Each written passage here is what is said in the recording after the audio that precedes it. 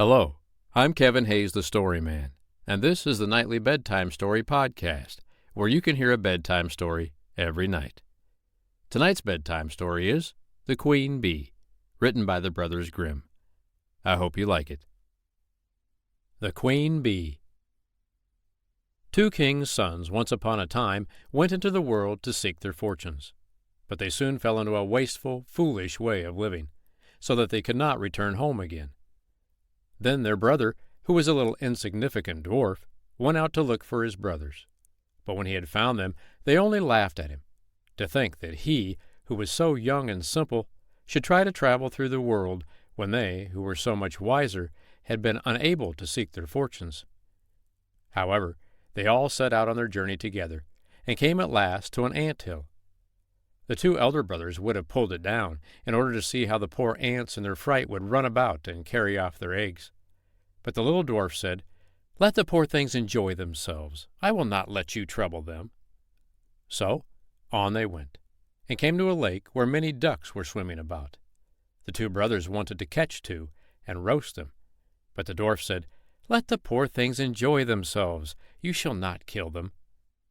Next they came to a bee's nest in a hollow tree, and there was so much honey that it ran down the trunk.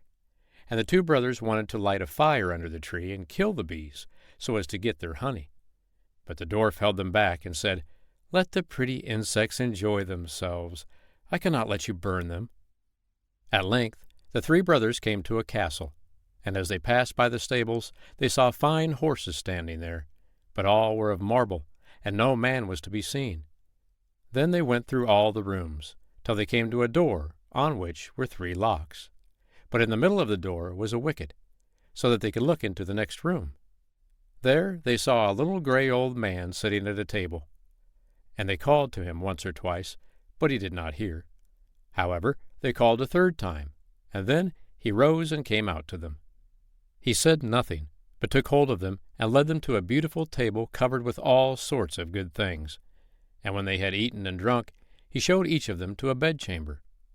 The next morning he came to the eldest and took him to a marble table, where there were 3 tablets, containing an account of the means by which the castle might be disenchanted. The first tablet said, "In the wood, under the moss, lie the 1,000 pearls belonging to the king's daughter. They must all be found, and if one be missing by set of sun, he who seeks them will be turned into marble." The eldest brother set out, and sought for the pearls the whole day. But the evening came, and he had not found the first 100, so he was turned into stone, as the tablet had foretold. The next day the second brother undertook the task, but he succeeded no better than the first, for he could only find the second 100 of pearls, and therefore he too was turned into stone. At last came the little dwarf's turn, and he looked in the moss, but it was so hard to find the pearls, and the job was so tiresome, so he sat down upon a stone and cried. And as he sat there, the king of the ants, whose life he had saved, came to help him with 5,000 ants, and it was not long before they had found all the pearls and laid them in a heap. The second tablet said, "The key of the princess's bedchamber must be fished up out of the lake." And as the dwarf came to the brink of it, he saw the 2 ducks whose lives he had saved swimming about, and they dived down and soon brought in the key from the bottom. The third task was the hardest. It was to choose out the youngest and the best of the king's 3 daughters. Now, they were all beautiful, and all exactly alike, but he was told that the eldest had eaten a piece of sugar, the next some sweet syrup, and the youngest a spoonful of honey, so he was to guess which it was that had eaten the honey. Then came the queen of the bees, who had been saved by the little dwarf from the fire, and she tried the lips of all 3, but at last she sat upon the lips of the one that had eaten the honey, and so the dwarf knew which was the youngest. Thus the spell was broken, and all who had been turned into stones awoke and took their proper forms. And the dwarf married the youngest and the best of the princesses, and was king after her father's death.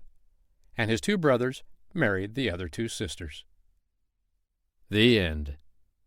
I hope you liked tonight's bedtime story, The Queen Bee, written by the Brothers Grimm. Don't forget to subscribe to the podcast so you can listen to a free bedtime story every night. I'm Kevin Hayes, the Story Man. I'll be here tomorrow night to read you another bedtime story. But for tonight, good night.